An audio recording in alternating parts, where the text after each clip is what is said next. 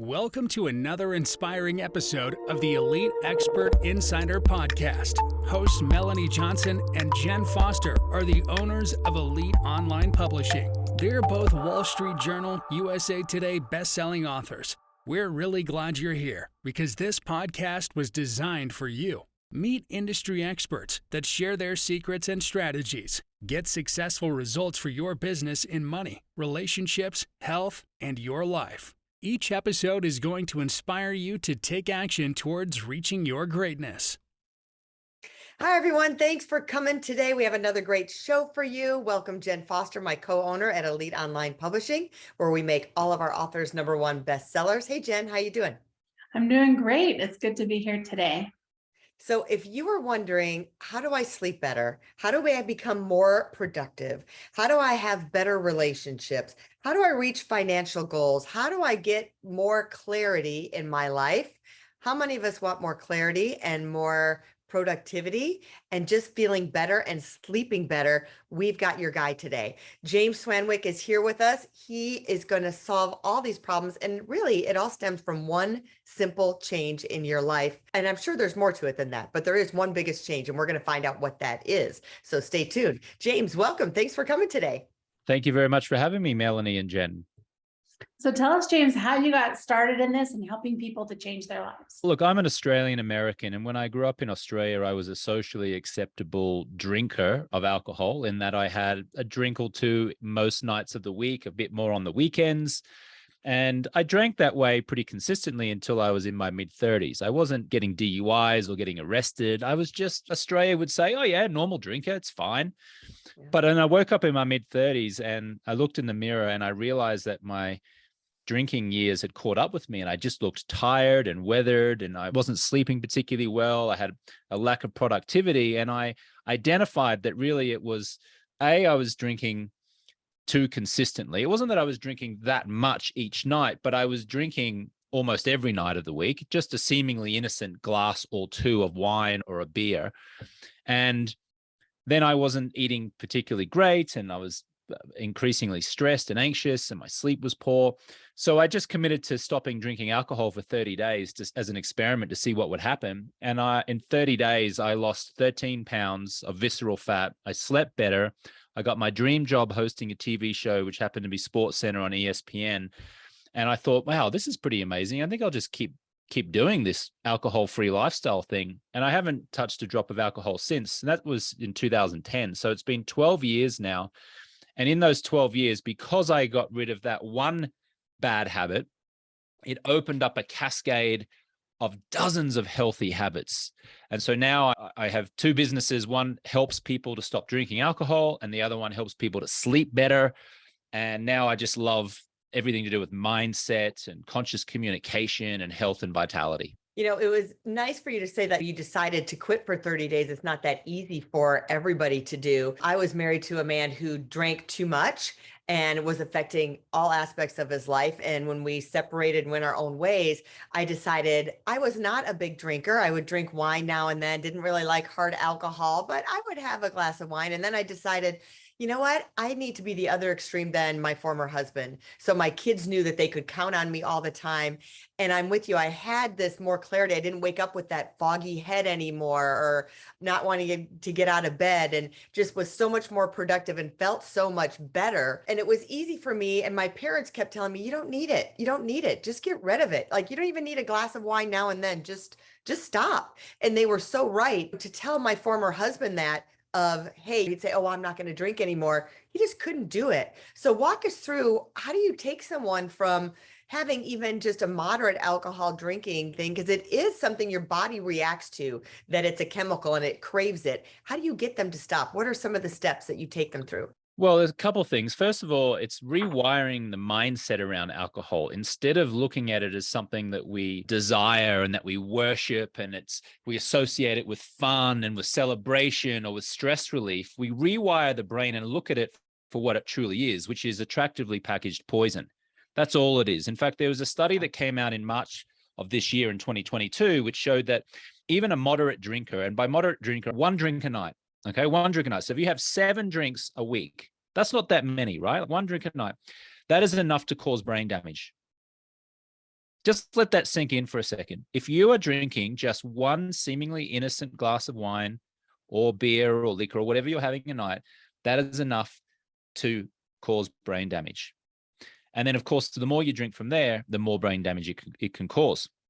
So instead of, you ask, how do we help people to stop? The first thing is we get them to look at what it really is, which is just poison and just toxins. And the reason that a lot of people find it so challenging to stop drinking is because society and culture normalizes it. Culture and society says it's okay to drink this and you're fine, just have a drink or two. Oh, but it's my birthday, you have to drink. But it's a wedding, you have to toast with champagne. But we won the championship, we've got to shake up the champagne bottle and drink from it. I say BS to all of that. I say BS to all of that because that alcohol is increasing our chances of cancer. The American Cancer Association in 2021 said their recommendation is 0 amount of alcohol if you want to limit your chances of cancer. World Health Organization said in 2022, there is absolutely 0 nutritional benefit to alcohol. And then you've got all this anecdotal evidence. People who are listening to me now have got a father or a grandfather or a wife or a husband or a family member who drinks too much, maybe was an alcoholic and they had liver disease, they had heart disease, they had all those kind of problems. So the first thing is getting away from this alcohol's so fun and desirable mentality and switching it into, it ain't that good for us, folks. Second thing is, and this is the most important thing, is persuading people, showing people, demonstrating to people that you can have more fun and a higher quality of life being alcohol-free. And people mistakenly think that if they go alcohol-free, that they have to lock themselves at home and they have to withdraw from society or they have to cower in the corner at a work event where there's alcohol or a social event or the bar, and they can't have fun, or they're going to be a killjoy at the Thanksgiving because everyone else is drinking and they're not. So we rewire their brain to now choose an alcohol-free lifestyle willingly and lovingly and energetically, as opposed to saying no and cutting off alcohol. And there's an energetic difference to that. One of them is, I can't drink, I shouldn't drink. Under normal circumstances, I would drink, but I can't because it's bad for me. And then the other energy is, I am loving being alcohol-free. Let me have a soda water ice and a piece of lime. I love the energy. I love sleeping better. I love connecting with people. I love being more conscious. And then there's a whole lot of practical steps we take. We give people scripts on what to say to people when they're challenging them to have a drink or they're asking them why they're not drinking. But really playing with that energy and that mindset is really the fundamental thing. I love that. The mindset around it, I think, is where people get hooked up because they're like, I can't go to the birthday party because I'm not going to be drinking, when, like you just said, they could just have a tonic and lime and people won't even know that they're not drinking. You don't have to announce it if you're worried about people thinking something. So I love that you have to put that mindset around it. And I've also I've seen people who will do this, and instead of having their 2 drinks a night, they just replace it with water, because people don't drink enough water. And you hear it over and over again, you should be drinking a certain amount of water depending on your weight.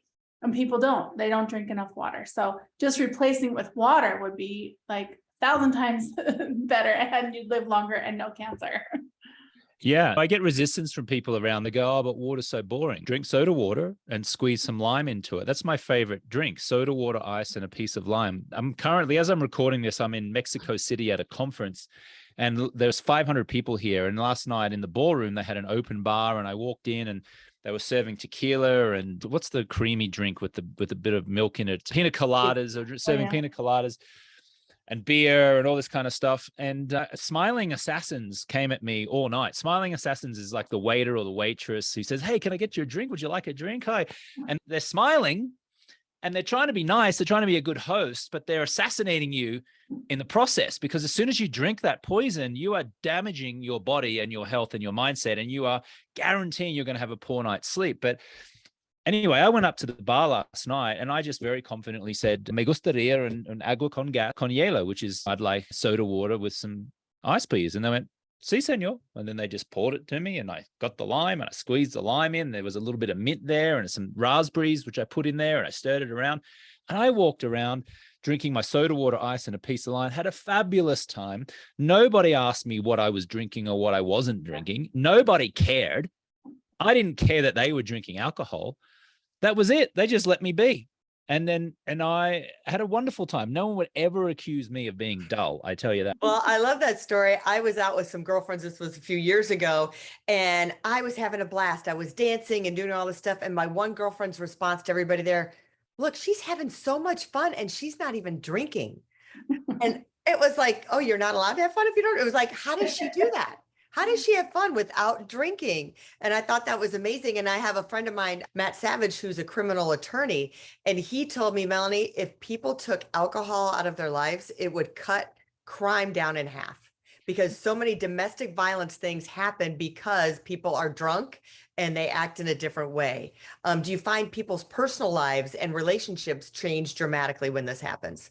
Dramatically. And to your point, Melanie, if people stop drinking alcohol, there wouldn't even be a need for the criminal justice system. The judges would lose their jobs, the prosecutors would lose their job. Like it would just completely transform society. Yeah. Now, I've had clients who've gone through, I have a 90-day stop drinking program and a 1-year stop drinking program. My business is called Alcohol Free Lifestyle. And we help clients who come to us who don't identify as alcoholics, but they drink too much and they know it. They've tried to stop. They've stopped successfully for a time, but then they go into this stop, start cycle. They don't want to go to AA. By the way, AA, Alcoholics Anonymous, has a reported 7% success rate, if you can believe it. 7%. It's diabolical. And so they come to one of my 90-day or 365-day programs, and it's fun and it's aspirational, and you're in a group of like-minded people, and it's not dark and heavy, and people's relationships completely transform. They'll start on day one and I'll see them like on a Zoom call, and they're like nervous and they're dark and they're heavy and they're embarrassed because they're about to share about their drinking. And by day 3, day 4, day 5, the smile starts to come. They start to open up. And then as they increasingly go along in the program, they start sharing things like, I've reconnected to my husband. I'm now more present with my kids. Or frankly, in some cases, some people say, I've decided to get a divorce, because now they've got the clarity of being alcohol free. Now they've finally been with themselves. They start to make some choices in their life. They start to get proactive, and they make decisions that they've been kicking down the road and numbing themselves to by drinking alcohol. Because think about it. If you know deep in your heart that you want to end a marriage, for example, in this example, it's all too hard, right? So what are you going to do? You're going to seek comfort in the bottle. You're going to seek comfort by having a couple of drinks each night. But then as soon as you remove that, and now you got clarity and focus, I'm not promising you that you're going to feel amazing. Maybe you even feel worse, quite frankly, because it's, oh my God, now I've got to be with myself. Now I've got to make these decisions. But you make the decision. And that decision, in this example, to end a marriage, can in many ways turn out to be the greatest choice and decision of your life. So yes, relationships transform, businesses transform, health is transformed, always, in my experience, for the better, even though when you're going through the weeds during that process, it can feel like you're running through rose bushes and you're getting cut up by thorns. You talk about having a drink, and I've noticed it's all about the stemware. So you can put, if you have just a regular glass that looks like a water glass and you're drinking, and everyone else has wine glasses or champagne glasses, to me, the part of the fun is the glass that you're holding, right? So I have made beautiful different non-alcoholic drinks, and just, it's all about the stemware. And they're like, oh, look at your beautiful drink. And I'm like, yeah, I feel special. I'm having this. And my new concoction is, that I'll share with you, which came from a girlfriend, is I take the strawberry urgency, the vitamin pack. I mix it with sparkling water. And then I put, because my brother has encouraged me to be taking apple cider vinegar, and I just can't do the shot of apple cider vinegar. So I put that in the drink, and maybe even a little aloe juice, and mix it up with a mint leaf or a basil leaf, and with lots of ice. Everyone I give it to, they're like, oh my gosh, this is amazing. It's so refreshing. It feels so good. And you feel like you're having a cocktail. And again, you put it in beautiful stemware. So there's something healthy for you. Feel like you're having something festive. So that's my little tip of doing. I love that. Thank you for sharing that, Melanie. I'll incorporate that into my programs now. Thanks for the tip. Sure. Yeah, I like that. There is a trend that I've seen on TikTok where people will stop drinking Diet Coke or Coca-Cola as well. And the formula that they're using is balsamic vinegar. So a teaspoon of that with your sparkling water. And you can do flavored sparkling water like lime or the whatever flavor you want. And if you like the sweet, you can get the sparkling water that has the sweetness in it.